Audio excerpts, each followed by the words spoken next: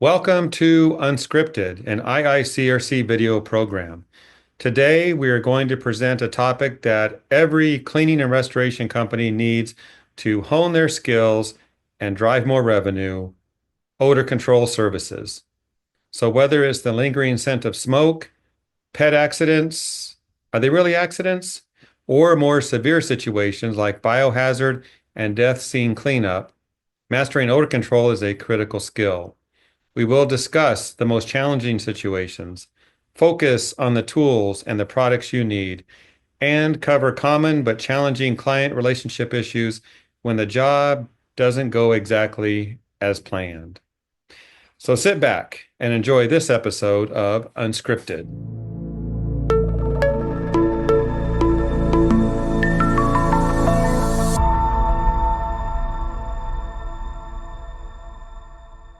I have with me today three IICRC approved instructors who are experts in any odor removal situation. Let's have them introduce themselves and tell us a bit about their expertise. And ladies first, Kara, why don't you start us off? Hi, thank you. I'm Kara Driscoll, and I am an IICRC instructor. I teach WRT, ASD, OCT, AMRT, TCST, FSRT. I think that covers them. It's easier to say I teach all of the restoration courses except for the commercial drawing, so I probably just should have said it that way. And I've been in the industry my whole working life since I was, well, let me not tell you how old I was because then you could calculate my age, but I've been doing it now for 30 years, 3 decades, and grew up in my parents' business. And I've been really blessed to be on the distributor side of the business, manufacturing side of the business. Worked for a very, very large restoration company for many, many years as their technical trainer. And in the last few years, I've branched out on my own. I have my own IICRC school, Playing with Fire, and I own a temporary labor business, Orange Dog Labor. Kara, I have to admit, I'm impressed. Not only do you know all the acronyms, it seems like you're great at evading your age, mentioning your age. So that was perfect. I Yeah. work hard at that. Thanks. Yeah. Well, thank you for the introduction. And let's go to Mark. Tell us a little about yourself, what you do, and see if you can top Kara. No, I can't. Might as well give that up front. I started in 1974 at the ripe age of 19. I went to work 3 years in a hospital making minimum wage and loved it. All the nice people I met and the things that we do, and I loved the cleaning, but it was going to be a long career in law enforcement.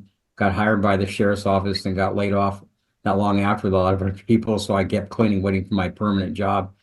And that was 51 years ago. So I guess that permanent job's not coming around. So I ended up getting tutored by Carl Williams and Mike West, who basically started the whole education industry in our industry, along with Cliff Stocknick and other people, as Gary would know, and worked out real well. I ended up having a cleaning service run since 1978 on referrals only. It's still active. We're in the process of selling it now. I started writing textbooks in 2013, and just completed my 11th different textbook in cleaning last week, and we're working on about 4 or 5 more. We've gone deep into custodial training because it's the most untrained area of our industry with the most people, and a lot of companies are starting to jump on that same bandwagon because they see it as a great mission field to help a lot of people in great volume. I'd say, Mark, you don't need anything more to do. It sounds like a busy schedule, but No, thank you for giving up some time today but I and love joining time with us. my peers. It's great. Yeah, and I know you're up early every morning. So, all right. Last but not least, Gary, tell us about yourself. I've been in the industry now since 1979. Built 2 businesses, one in Corpus Christi, Texas, and one in Tampa, Florida. And in 1988, I joined a company called Unsmoke Systems. And for the sole purpose of developing marketing and education, started the first hands-on school with Cliff Zlotnick in 1988. And for the last 35 years, been training and have my designation in FSRT, WRT, OCT. I teach those three, as well as trauma scene cleanup, TCST. Now, used to teach carpet cleaning, but it wasn't my passion. So in 2008, I joined the two companies, Unsmoke Systems and Dries, came together and merged to form a family of companies called Legend Brands. And I came in as one of the education coordinators, teaching all of the different types of classes for all of the organization. So that's kind of my background. My passion is odor and fire and water. And, it's all about the basic principles. I'm like an attorney. I feel like, Your Honor, we have our experts. They're qualified. They're gonna testify. So let's get right to it. And I'd love to hear you each talk about why you think becoming an odor control expert, the very best you can in the field, is important. So just a brief comment there. Mark, why is this important to you? Well, odor is often what's left behind when the cleaning is. And I think, unfortunately, the odor does need to follow the cleaning process itself. You need to remove all that extra debris. That usually removes most of the odor, and use the odor to follow that by masking or covering over at least a better scent than was left by the cleaning, as something more pleasant. But also, we want to make sure that we get a safer environment than when we started with. I learned a lot from Gary. I actually took a class from Gary years ago at the Academy of Textiles and Flooring. He was actually one of my mentors in that process. But as we look at the odor removal, we also have to be very, very concerned over the scents that we're leaving behind. I think we don't often stress that enough. Putting a product down to kill bacteria is wonderful. To do something that's going to do process in all different facets is going to make a safe environmental or a safer area or overall condition than we've started with it is great. Except the issue is we have to be careful what kind of scent we leave behind. We're looking at sometimes things too perfumey, and customers don't like that. They'd almost rather have the cat smell. And we think that's a great job. And then they, for days later, they got to deal with it. And it's a bad omen on the kind of work we've done. We have to let the customer choose what kind of scent that they want. Very, very important. If we have multiple products in the truck that'll do the same thing, we need to give them a choice of what kind of scent that is, so they find that least offensive or most appealing. What I'd recommend is they take the gallon, choose a gallon container, and put a little bit on the caps and walk in and let them smell that, not tell them what it is, just say, this is what it may smell like when we're done. Which of these you prefer? And then give them a choice. I found that works miraculously to customer, let them feel that not only we've taken care of them, but the after scent won't be offensive. Or they also may have allergies to scents as well. Got to be very careful with that. I can't imagine a customer wishing they had the cat smell back because the product had an odor. It can happen. I mean, this is an interesting world we live in, so I can see that. Yeah. I wouldn't vote for that, but I guess it could happen. Kara, let's go to you next. Why is this skill set so important to you? I can't imagine very many jobs where it isn't an issue. I'm on the restoration side of the business, and there's the obvious ones like fire and smoke damage. I think about tobacco and nicotine cleanup. We have a lot to do now with marijuana and grow areas. And then, there's the not so pretty side of the business, the category 3s and decomposition scenes. But, I've been on category 1 water damages where it wasn't necessarily the water that was causing the problem per se. It was when the water mixed with the 20-year-old dirty carpet and pad and just begins to give off that fragrant bacteria smell. To have an in-depth understanding of odors and remediation, I too, a lot like Mark, don't believe in just bringing in perfumes and covering things up with things that make it maybe smell better. I believe that people need to understand where odors come from, what creates that, and then you understand that, bring in the effective tools to remediate it. But there's not very many jobs in the restoration side of it that you won't encounter odors. So this just has to be a knowledge, a skill set that technicians in that arena need to have. Now, Gary, you said this is a passion of yours. I've never heard anyone really say odors is a passion, but I heard you say it. Talk about why you think this is such an important topic.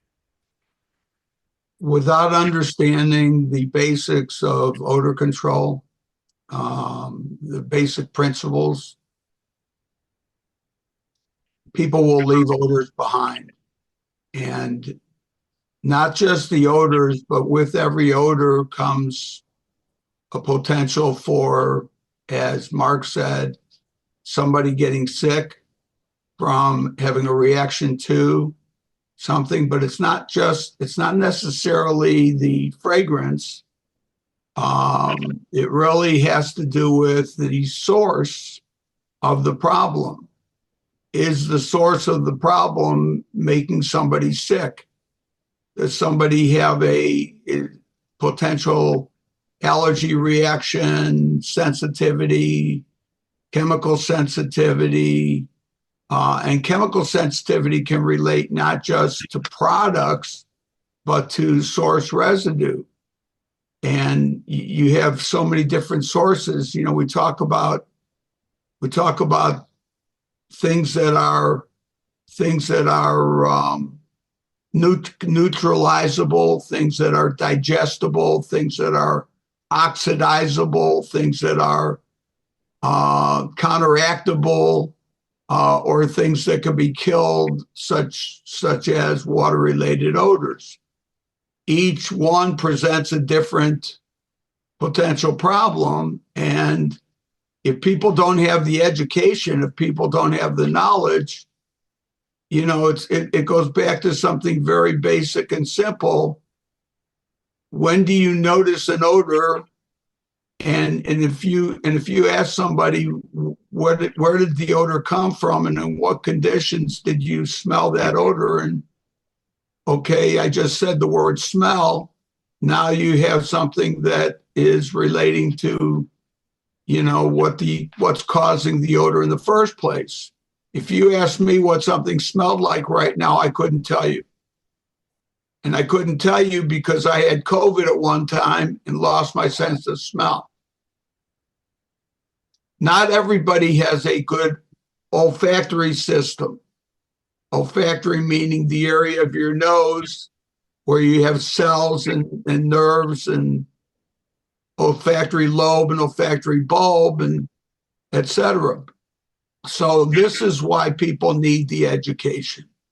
They need to know what they're looking for so that they can try to determine what they want to use to solve the odor. I think without going too much further, that would be a good synopsis. Well, thank you, Gary.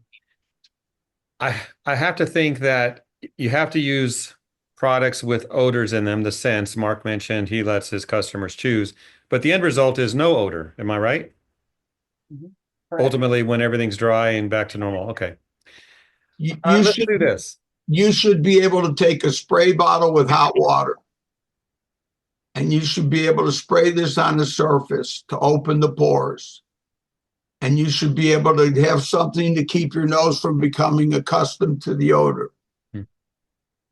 And if you hit it with a spray bottle with hot water, take a respirator off that has an organic vapor cartridge and put your nose to it. If there's no smell, there's no odor. If there's a smell, you got to solve it. Yeah, exactly. I want to do this now. I want to name for each of you to name maybe 2 or 3 of the most challenging odors that you deal with, that your students, when they come to your classes, they're like, this is tough. I can't get this odor out. You know, we do that with stain removal. There's always a stain that won't come out. Let's focus on odors. And Kara, we're going to start with you. I'm going to write this down. So we want to make sure we cover these odors today. So Kara, what are your top 2 or 3 odors? Top 2 or 3, definitely I call it nicotine or tobacco smoke. You've had that 30-year smoker in the house, and that's ridiculously difficult to get completely, to be rid of. Would definitely put up there after a smoke or a fire damage. That can be challenging. And I'm going to throw decomposition in, because that one really kind of burns into the brain permanently. I have to say that's a bad one. Whether it's, I think a roadkill, you drive by it, it's like powerful. Take We that. don't want that in the house. We do Yeah. not want that. It's been sitting in a building for a month. Take that and amplify it, and that's a really challenging odor to get rid of. All right. Got Karas. Gary, how about you? Give us a couple. What they use to sabotage abortion clinics, butyric acid. What? Butyric acid. Butyric acid, which is what they use. They make a gel out of it to sabotage abortion clinics. It's one of the worst odors you'll ever encounter. Another I would agree with Tara is death scene that's been sitting for weeks to months. That's going to give you a similar type odor. One other would be probably real bad cat urine, cat spray, along with skunk. Skunk can be challenging. Now you mentioned cat. Yeah. More than dog. Well, cat urine, I think can be more challenging sometimes than dog. But dog urine can also be challenging. Again, it goes back to the basics. Where did the urine get to? Can you track it? What surfaces did it get to? It's not about the carpet and the pad. It's not about the subfloor, just the subfloor underneath the carpet and the pad. How about the framing behind it? How about when it heated up, the vapor being impregnated into the pores of the framing behind the walls and ceilings? And this is true whether it's regardless of the source. We can talk about all these different sources, but it's true. It's when that area bakes and the pores, when you heat up a surface. Here comes another demonstration. And you have pores or indentations. When these pores or indentations open up, the vapor gets impregnated deep into the pores of the surface. So when it's impregnated there and you don't get to it, you're still going to have odor. And that's where failure comes in. Well, to all the source. Yeah, that's no good at all. So thank you, Gary. We want to get rid of that source. Mark, I don't know if there's anything left for you. What do you think? I guess they have to get creative here. Okay, go ahead. No, actually, I like real life examples. I have a customer that wanted me to get rid of the odor and a brand new carpet. And it turns out that the cats had sprayed the previous carpet till it was soaked into the subfloor, which is then concrete.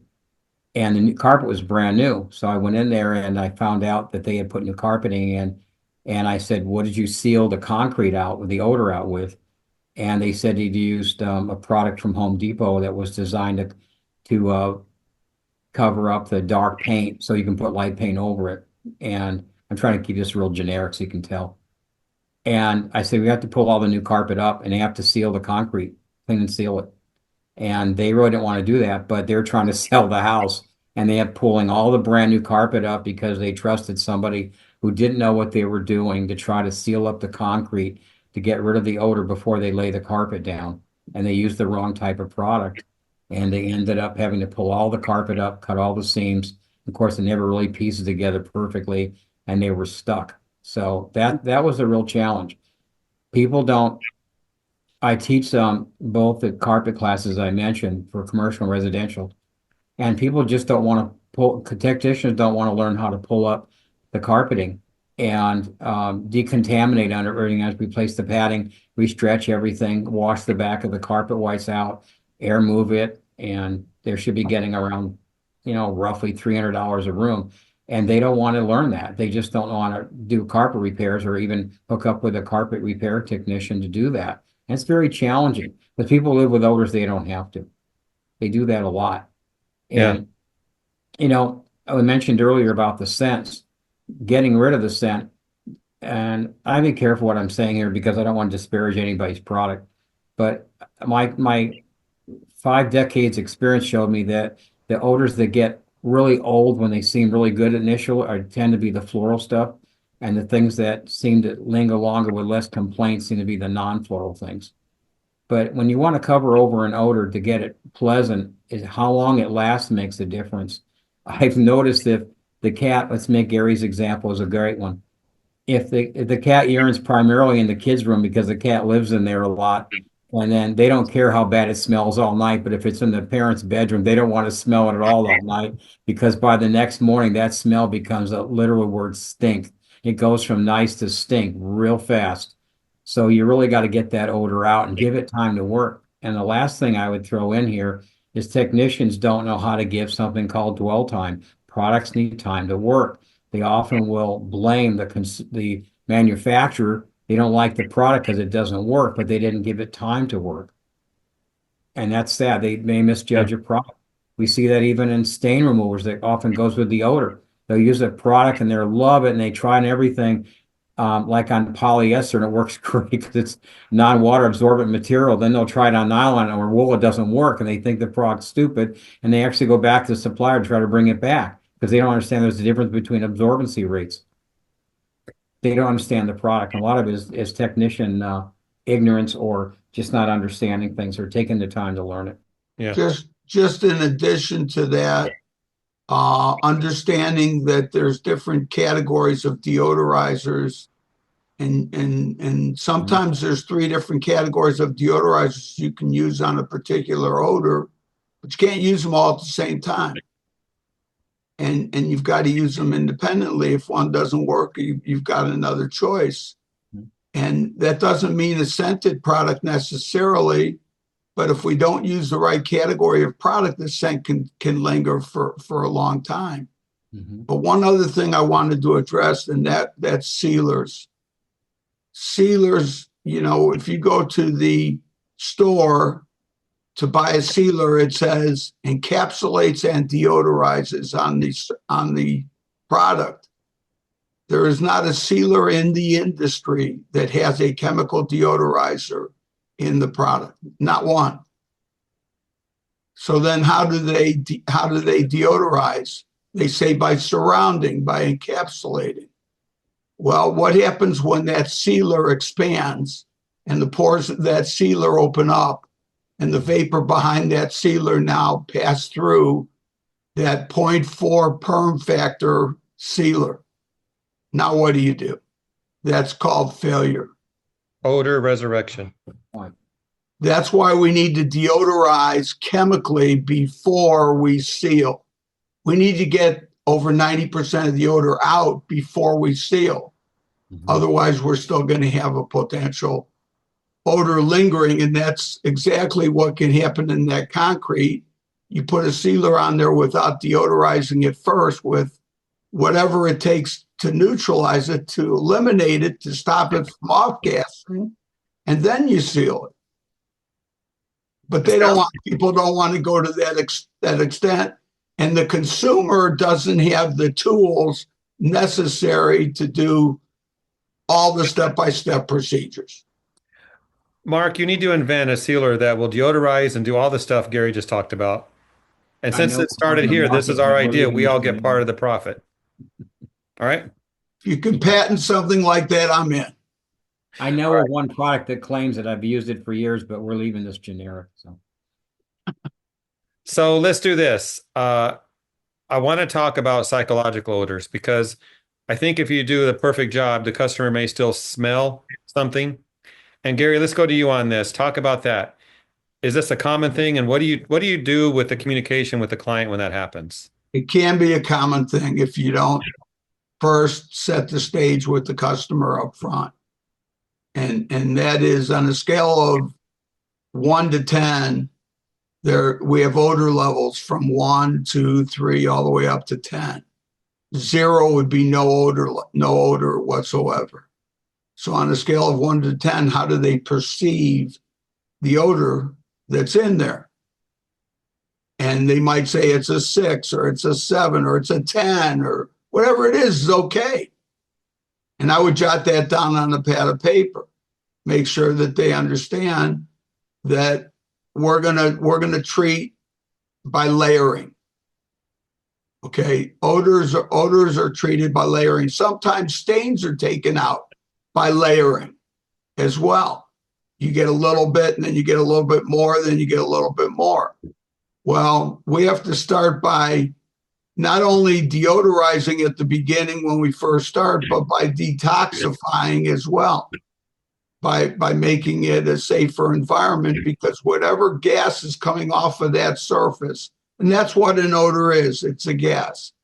Whatever gas is coming off of that surface has the potential to make somebody sick. Has the potential to make somebody sick. Okay?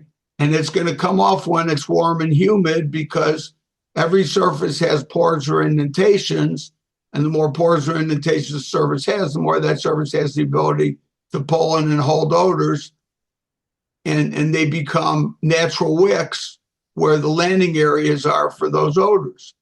So we have to be able to remove the source. We have to be able to clean the source area. We have to be able to penetrate a deodorizer deep into the pores of the surface, and then on structural surfaces we can potentially seal.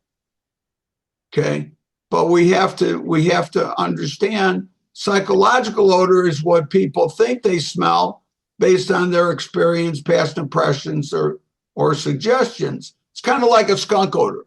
Drive by a skunk and you get this horrendous smell of skunk. And then for the next several hours, you still have that smell. 5 hours later, you can still describe that smell perfectly. Why can you still explain it perfectly? Because it's in your psyche, it's in your brain. To overcome that, it depends upon how did that odor affect that person. If that odor affected that person because somebody misapplied a product, which I recently consulted on one like that in Georgetown, Texas, and somebody was applying a, quote, sanitizer inside a ductwork with a ULV fogger. Turns out the sanitizer that they were applying wasn't a sanitizer. It was a deodorizer that's not even approved for fogging. And it had a smell to it. And instead of using that product was labeled on the label for 3 to 6 ounces per gallon of water, and they used it straight because they thought they had the sanitizer, which was a concentrate, which was a ready-to-use product. They thought the technician thought they had picked up the sanitizer. Well, what do you think that did? Well, when they fogged it in there, it blew out throughout the house, and they had this gray smoke going through the house in the form of this deodorizer. And the customer, the woman, the wife, okay, from that point on, thought that there was odor in her house. And I can't blame her. I can't blame her one bit. Even after they replaced the ductwork, even after they cleaned everything in the house, she still thought that there was a smell. That's called psychological odor, because the contractor that I was working with told me, in fact, Gary, there's no smells left. I had multiple people come in, test surfaces with a spray bottle and hot water. There's no smells left. You know, without her moving into another house, she's probably never going to get that smell out of her mind. That's a true psychological odor.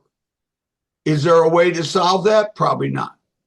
Okay, Gary, thank you for that. But I want to know what Mark has to say. Mark still has a cleaning company.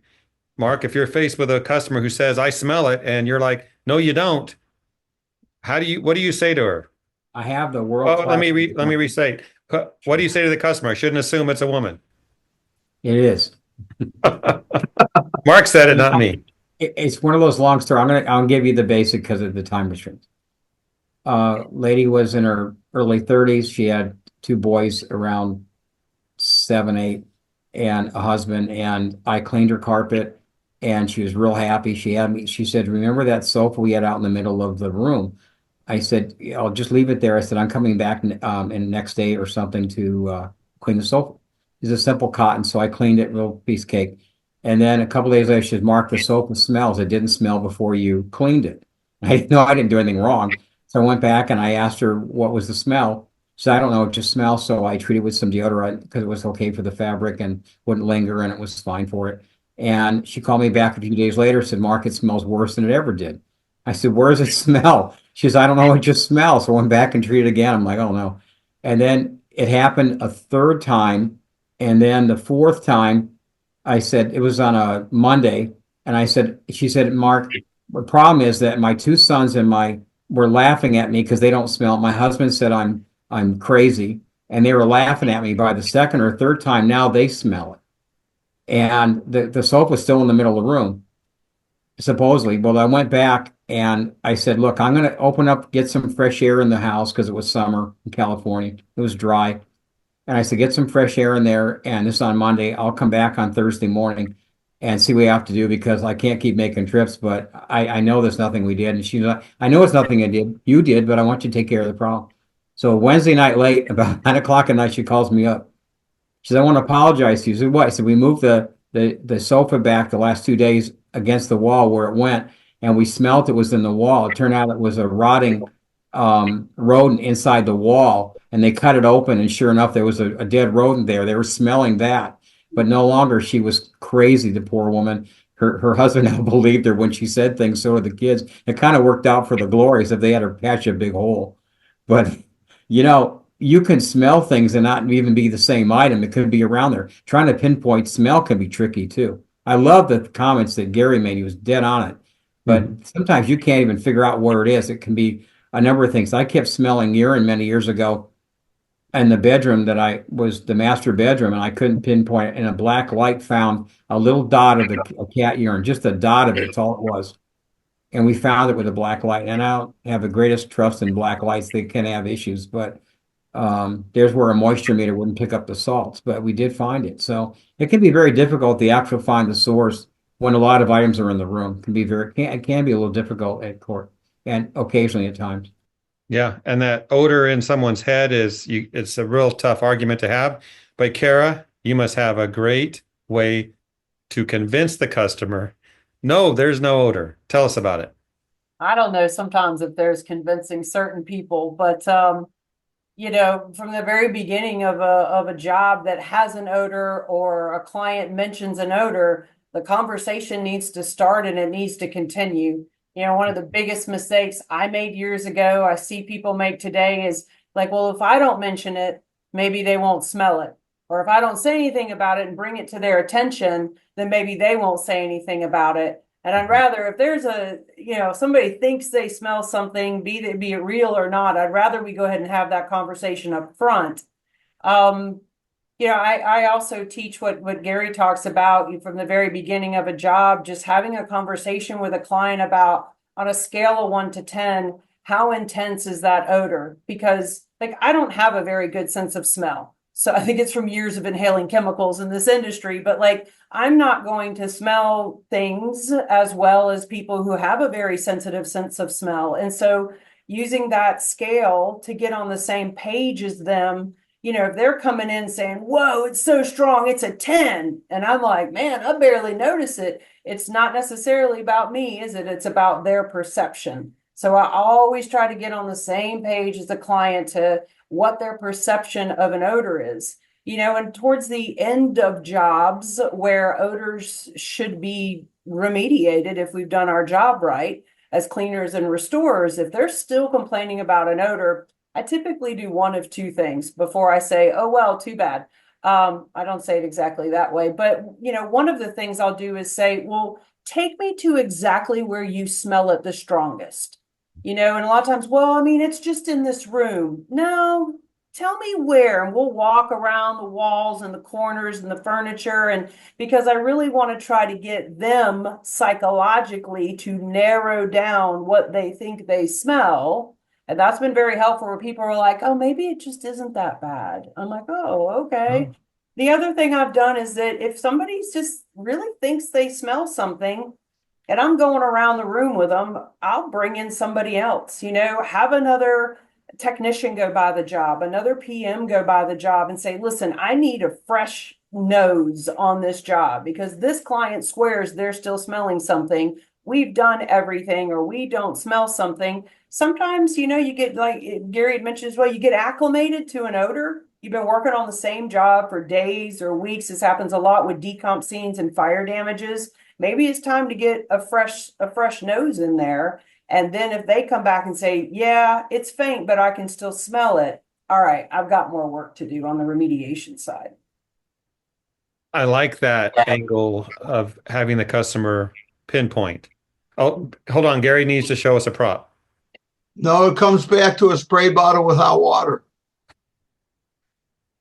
Can't mention products, Gary. No products. Oh, water's okay. This is not a product.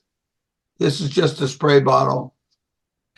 And it comes back to a spray bottle with hot water and opening up the pores and having the customer smell that. And do they smell it? Oh, I don't smell anything when you hit it with the hot water. Okay, then there's no smell right there. Right. Let's try another spot. Going back to what Kara just said. Let's try another spot. We've got to identify where that gas is coming from. What surface is, what is the source? We can have vapor impregnated into the surfaces that's going to give off the odor, but that's not the source. The source is the main place that has the residue. If we don't solve the main place where the residue is, we're still going to have the smell. That's assuming we have a real odor, right? And not assuming we have a real odor. Yeah.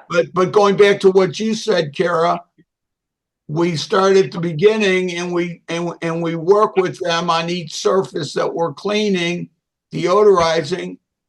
How does this smell to you now? Put your nose to it. I don't smell anything. Then you would say that there's no odor there. Yes, let me jot that down. We can rule that out. And I do this all the way through the job. It's just like Mark was talking when he's cleaning a carpet. He can have them check the carpet. He can take and hit a spot with hot water. He can take a paper towel like this and he can step on the paper towel. He can take a clip or a clamp and he can lift it up with a clip and he can have them smell it. And if there's no smell, there's no smell. Mm-hmm. Okay. We need to move on to another topic. Those watching want to know, what should I use? What chemicals, what products? And that's a huge question. And we have to do this quickly.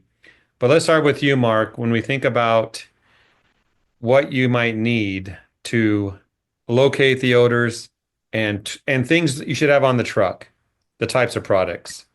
So Mark, give us a couple ideas, then we'll go to Kara and then Gary. Well, I think the best cleaning tool overall, outside of chemistry, is something that the cleaning industry stole from the great water damage and disaster restoration folks that's even sitting in front of me. As we took their moisture meters and we turned them into what's called urometers, because if you prong the carpet downward with the prongs, the two prongs, you'll end up with some urine salts almost all the time. And if the carpet is actually dry but has the urine in it, it'll go off. And sometimes we see a dark spot in a carpet and they've used a lot of soap or home use products, or they go to big box stores to buy cleaning products and try to do it themselves. Use a lot of residue, and the residue will stick to the shoes and different soils and the airborne, and it'll turn it dark. But there's actually a urine stain underneath it, and it will prong. And with enough prong, you usually get at least some beep. The problem is if it's a rainy day and people are walking around in shoes or something on the carpet, then, or if it's still wet, you won't be able to tell. It's much more difficult than moisture meter. The black lights do have advantage. You have to be usually in a certain strength to do that with the light going under the carpet, or you have to have enough darkness in the room. And sometimes there's home use products with optical brighteners that'll make it glow somewhat similar to urine. I've seen issues where large apartment companies will go into a tenant that's moved out and they'll use the black light, and in litigation with this too. They'll go in and they'll show all these spots and say you had an animal in here, and they never did.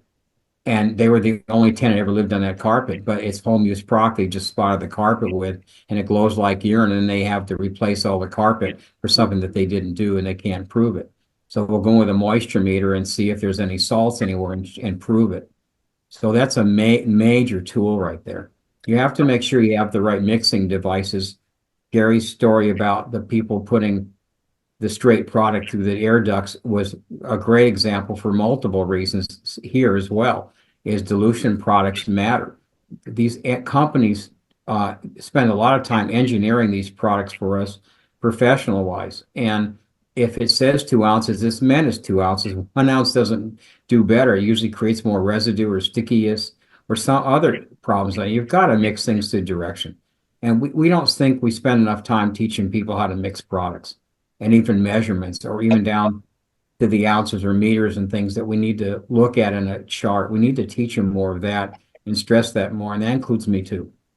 Who would have thought a measuring cup would be a tool we need?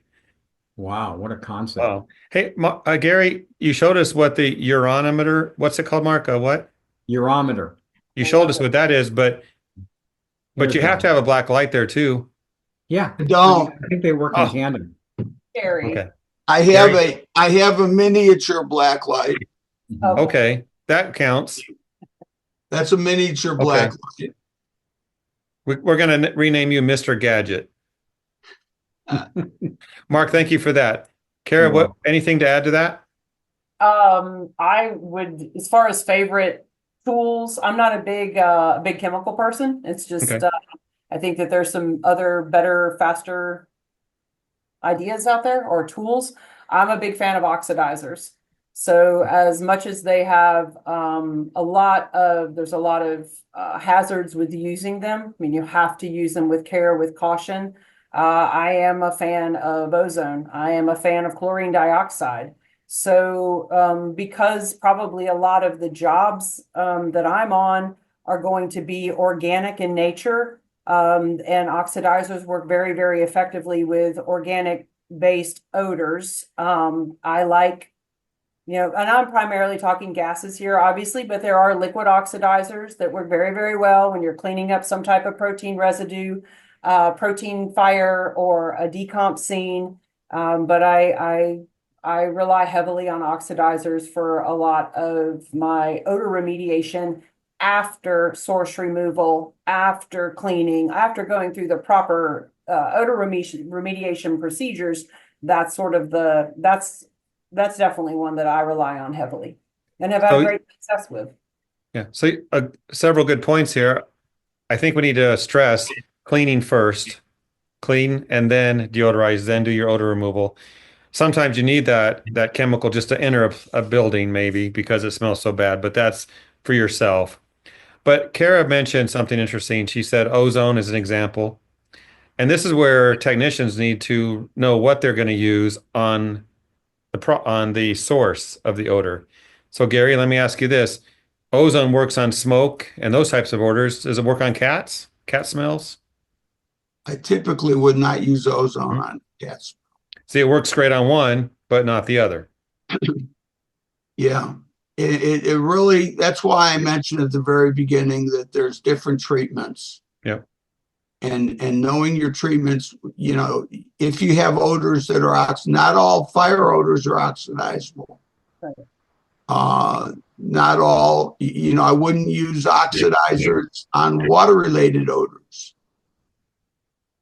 That would not be, possibly for structure after I've done everything else, to get the last remaining small amount of odor. A lot of people like to use something like chlorine dioxide once they've gotten it down to a 1 or a 2 odor level. And sometimes that'll work. It just depends upon what the odor is, where the odor is, and as to what the treatment is. It's just like with Troubleshooting, we can use odor counteractants in the form of a citrus solvent. We could use a digestible enzyme type deodorizer. We could use a oxidizer, either a liquid like hydrogen peroxide, chlorine bleach. Chlorine dioxide can be in either liquid or gaseous form, ClO2. So it's not a matter of brand. It's a matter of using the right, when I'm dealing with water-related odors, I'm gonna go for a biocide, which could be a disinfectant or sanitizer or even a sterilant. And even on those bottles, it tells people that they can use on all these different types of odors. But in reality, they're geared for water-related odors. They're not geared for a fire and smoke odor. They're not geared for, necessarily, maybe part of it would be used with Troubleshooting, but then you have other odors in the Troubleshooting that you wouldn't use that you'd use in addition to that, not together. And it goes back to what Mark said earlier. You got to follow the label, especially when you're dealing with a regulated product like biocides, water-related, something to use on water-related odors. If you don't follow the label, you're actually violating the law in most countries. Mm-hmm. So, besides following the label for safety and for benefit of doing the right thing and getting it done correctly, you got to follow the label because it might be the law. And it's a violation of federal law to use a product in a manner inconsistent with its labeling. Yeah.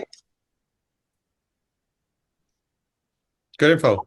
So Hope that answers. Yeah, that does. So a lot to memorize, but we don't need to do that as long as you know where to get the information and follow directions. I know when I teach classes, I tell my students, you can't memorize everything, but you can read and you can look at the label and follow it. So there's that. Kara, we're going to go to you next. Okay. Because we're talking about products. Mm-hmm. And some clients might ask, are these chemicals hazardous to my health or to my family and pets? They're concerned. Mm-hmm. So what can a professional do, knowing the products are safe, generally, they're made to be used? What can they do to respond to that? What would you say? I feel like this is a setup, Jeff. Not a setup. I would do it to one of the guys, but not you. I'm going to be honest. I teach all of my students and I practice this myself, that if somebody has questions about health concerns, happy to supply them with the the safety data sheet, the SDS, that they can take to their physician and ask if there's any reason for them to be concerned. I get very concerned when in a lot of the products we use out there, again, I know I'm more heavy on the restoration side, but, our botanicals, for example, that, they're safe.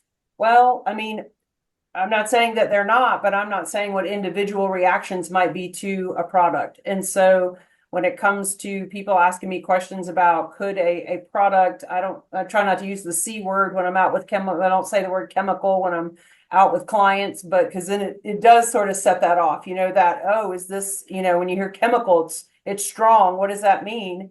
I tell them I'm happy to provide you all the documentation on the product, and you need to ask your physician because I'm not a doctor, and it's the truth.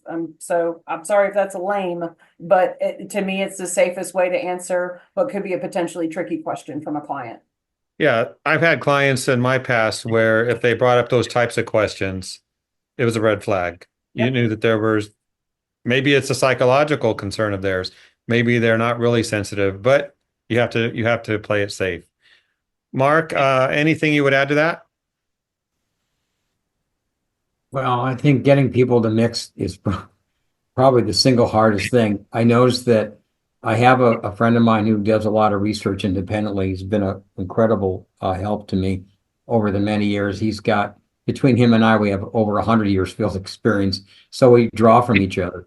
And he mentioned that he also manufactures a brand now, but he did a lot of research on the different brands used for deodorizing in the carpet and fabric side. And he said that the average person glugs this amount versus measuring, and that there was a lot less needed in the bottle that even some of the manufacturers recommended, because they have to balance between what they need you to use to make a living and what they need to do to make it perfectly applicable. So following those directions is always the better route to go. And otherwise it kills it. It does the job with usually that, right? It should be zeroed in exactly what the manufacturer says, but the cleaners are using so much more than they need to. They're wasting their own money. They could be counteracting what they're trying to do. And it's really sad. And I've done that myself. We've all grown up in the glug industry. We learned from things. I did about 8 years of custodial myself on top of everything else. And I know we live in a glug world and we can't seem to break that. And it's too bad, because the products we're using and spending so much money for can actually underperform when they're overmixed. Never mind the safety issues and the other crazy stuff. You're wasting your own money. Mm-hmm. And it's really sad. It is. Gary, anything to add? And if whatever you say, I'm going to start with you on the next question. The original question here was, I don't remember. No, just kidding. It was if a customer asks, are these products you're using, are they hazardous to my health, to my kids, to my pets? yeah, and I would answer the same as Kara. Okay. But I would take it a step further. Most products in our industry fall under a category of generally regarded as safe, GRAS. And most of the time when people are asking a question, if something's going to hurt them, or when somebody makes a phone call and they say, I got sick from your chemicals or your products that you use on the job, most of the time it wasn't the products that we used that caused them to get sick. It was the off-gassing from the original problem that they were breathing in prior that caused them to get sick. And that's where them consulting with their family physician, them taking the products because chemical manufacturers get sued all the time. All the time. Every day there's a phone call about a potential lawsuit with a chemical manufacturer if they manufacture any products at all. And it goes down to those products, whether they're deodorizers or whether they're cleaners, didn't make the person sick.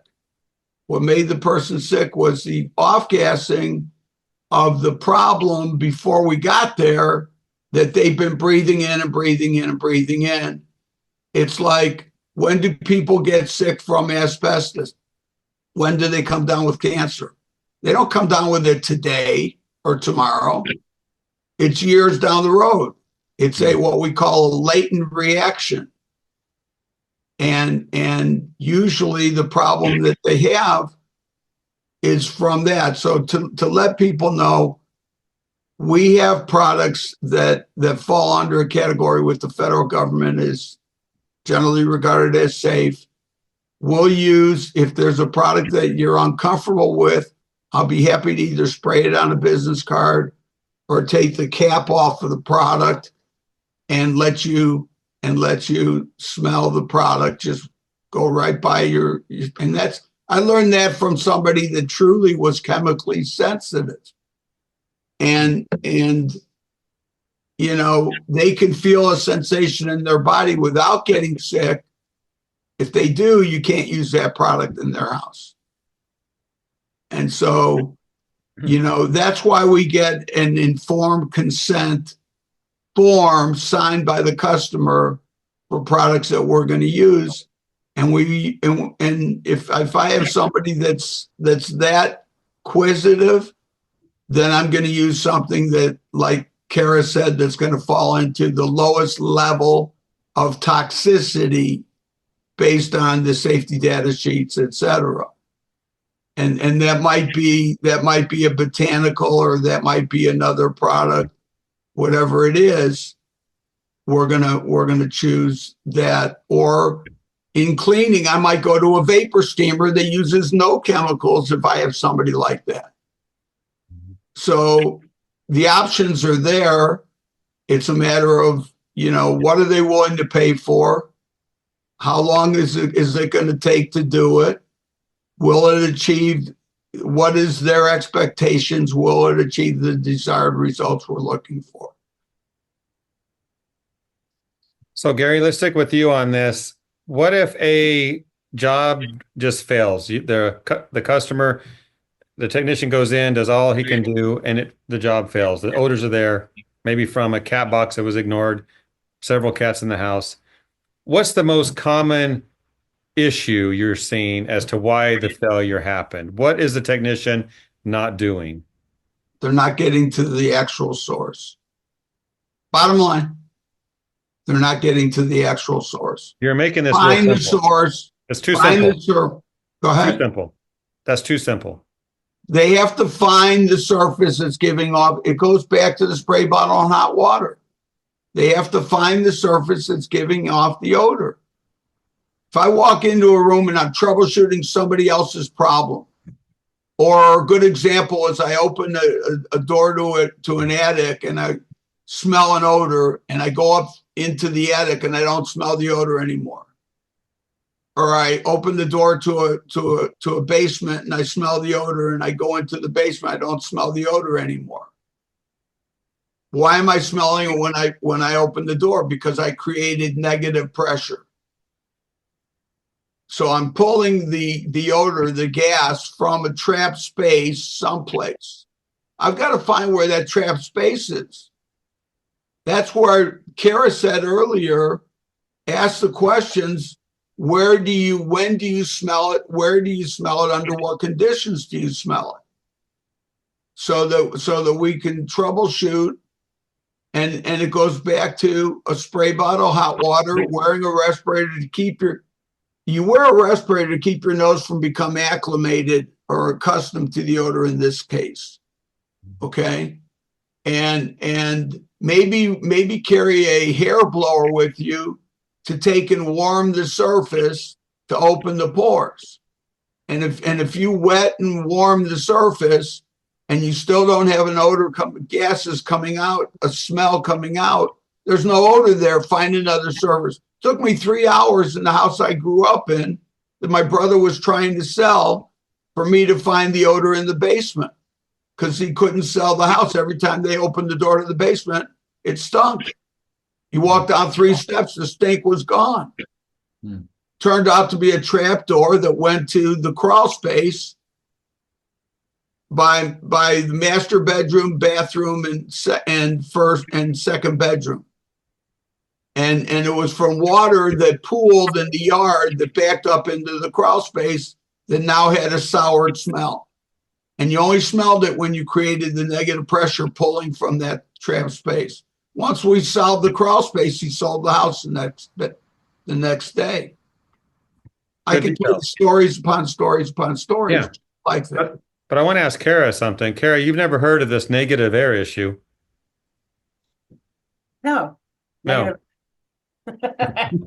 Share your thoughts. It's like you open it up and boom, it can hit you. Thoughts on the question about, what if efforts seem to fail?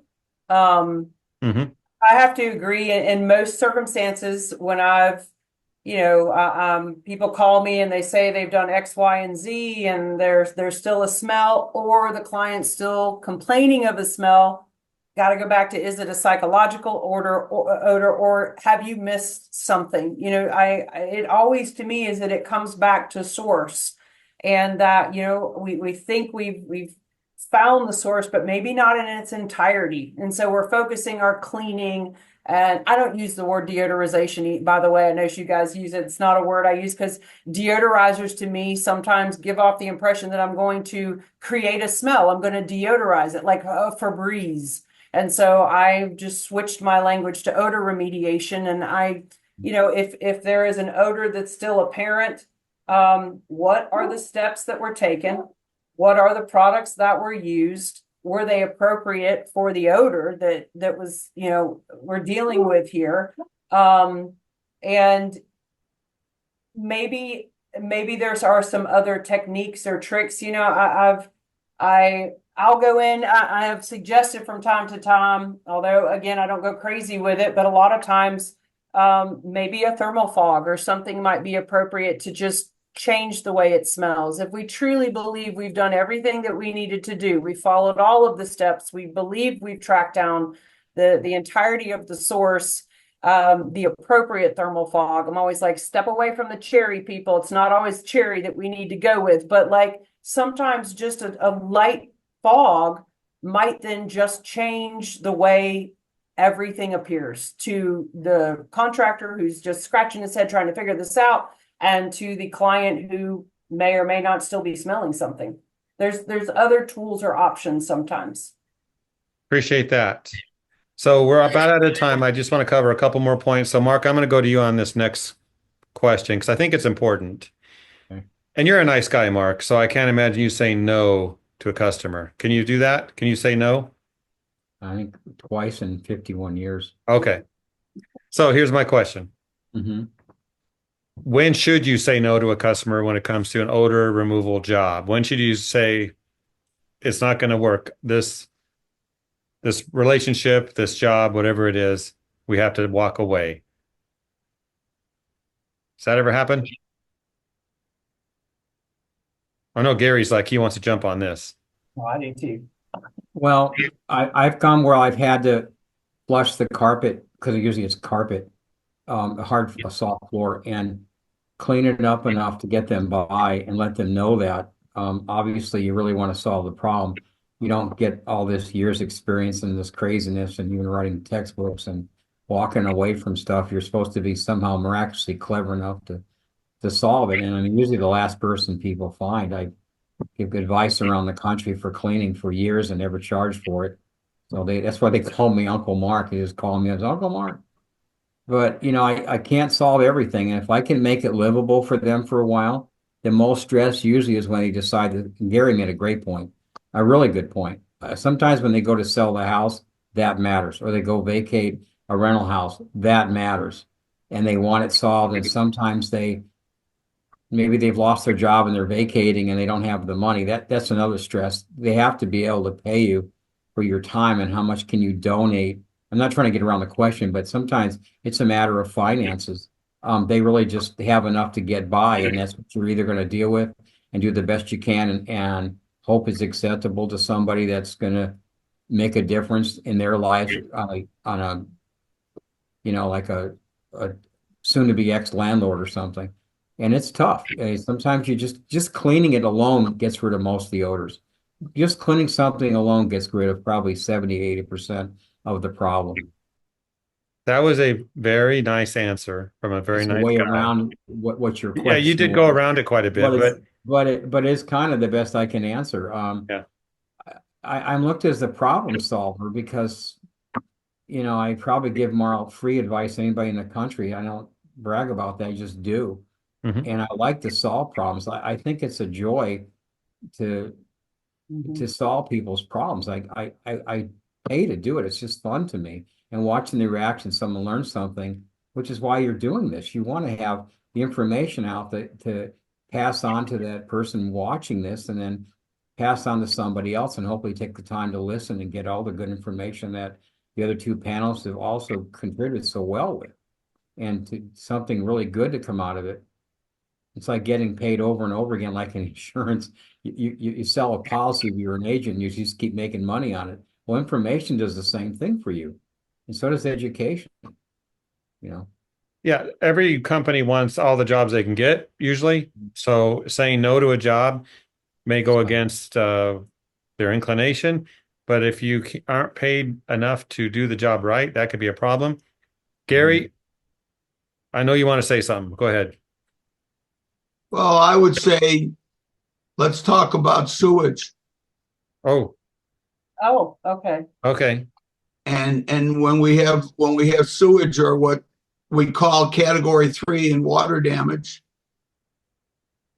the S500, the standard of care, says that all soft surface must go, must be taken out. No, just clean my area rug. Just clean it.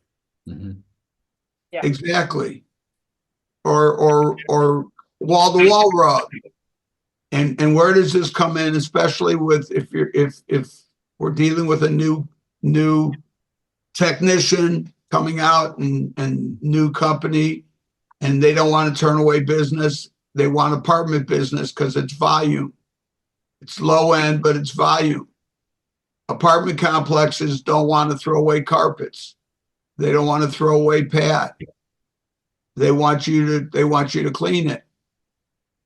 Liability wise, we're running a risk as a cleaner, as a deodorizer.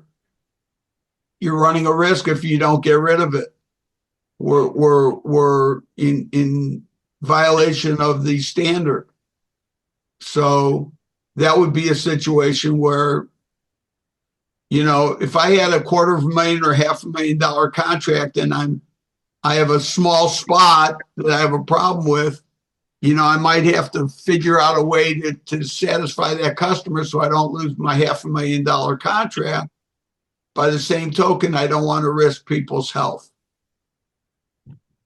So I find a way to do it. And, it's not something I'd stand in front of a room of people and tell people, save it. But there are methods that, using water claws or using deep extraction tools and flooding the area, reflooding the area, and et cetera, where you might be able to minimize your risk using a sanitizer that's approved for carpet. You might be able to minimize your risk. But that might be one where I'd walk away, where I'd consider, walking away from the situation. Mm-hmm. So again, it's the same thing Mark was talking about. What are their expectations? What are they willing to pay for? Etc. We don't have that problem. Well, we do have that problem. I think Carol will agree in restoration remediation from the standpoint of what insurance companies are willing to pay the contractors for the work.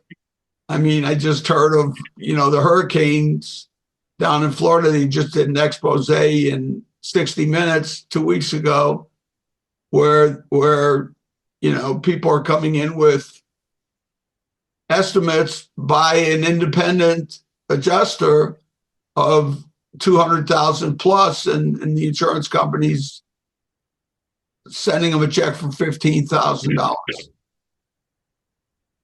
So, yeah, we've got to get paid for the work we do. Kara, do you want to talk about sewage?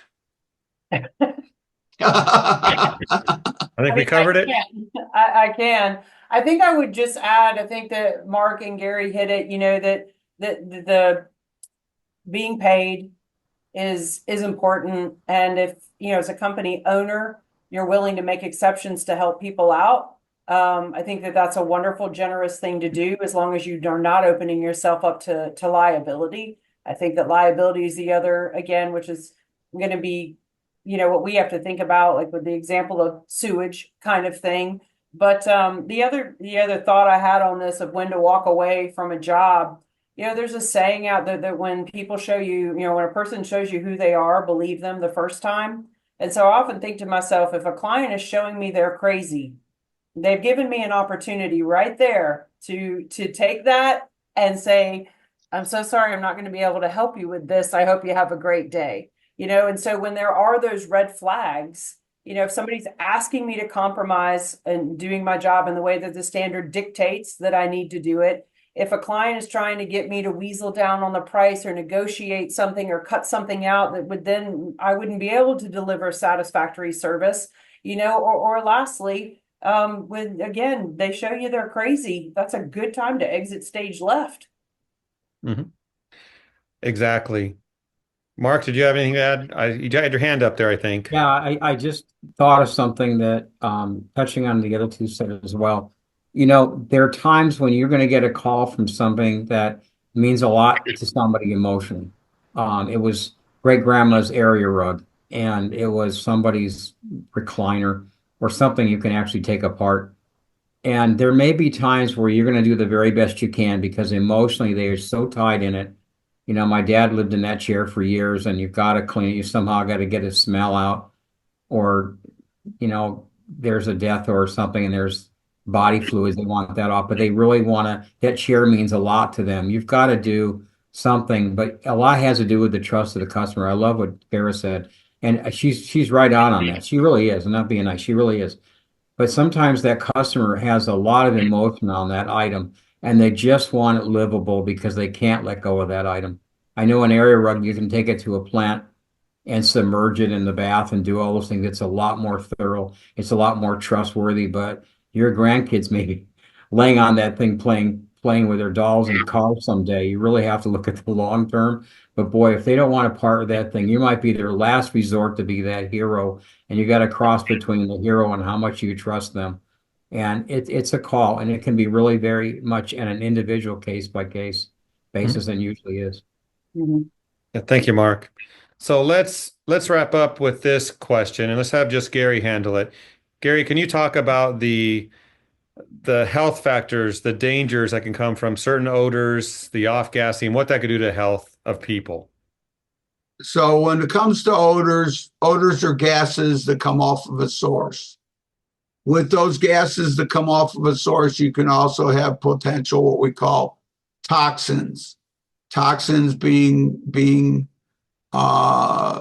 could be in the form of different kinds of chemicals. Usually that's what you have because residues are made up of all different types of chemical compounds, not just in a fire, not just in a bacterial situation, but it's a combination of things when we're talking about tobacco, when we're talking about cannabis, when we're talking about death scene, being dead animals or dead bodies.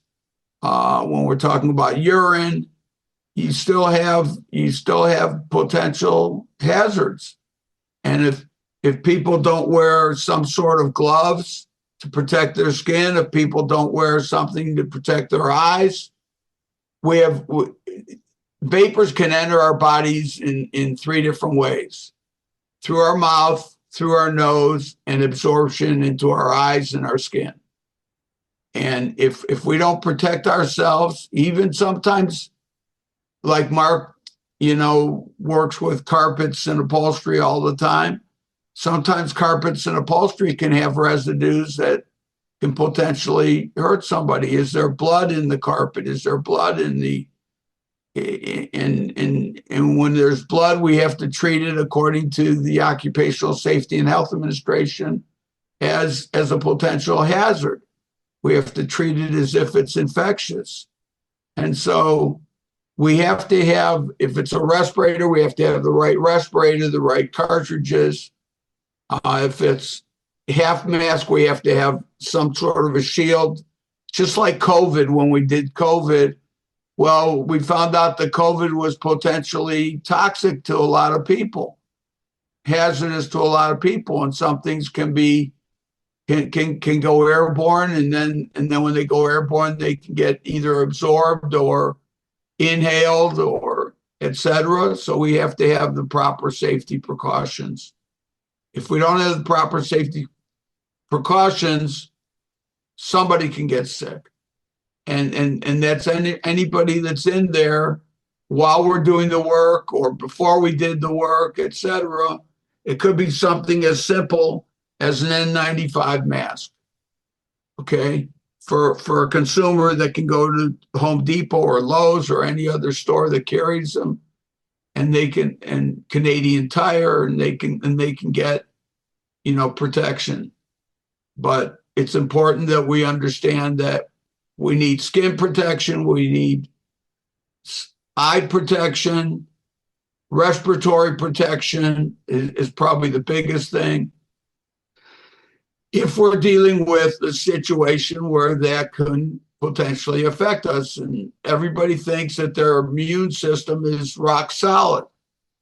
Well, how about all those people that have asthma, or all those people that have Crohn's or colitis or diabetes or emphysema, etc.?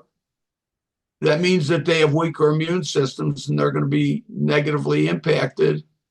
And that could be by smells, and that could be by the gases, not just the smells, but the toxins that can potentially be in them. Well, folks, we are out of time. Obviously, all of this technical information, put it all together. You do the work, you follow the directions, you do the best you can for your customers, good communication, and you need to charge for your time. So this is a great revenue driver as well for companies that engage in odor control services. So can't be a charity. Well, Mark can be a charity, but most can be a charity. Have to charge for what we're doing. But thank you all for your time today. And look, for those watching this, I assume you teach online classes and in person. So yes, we do. All right.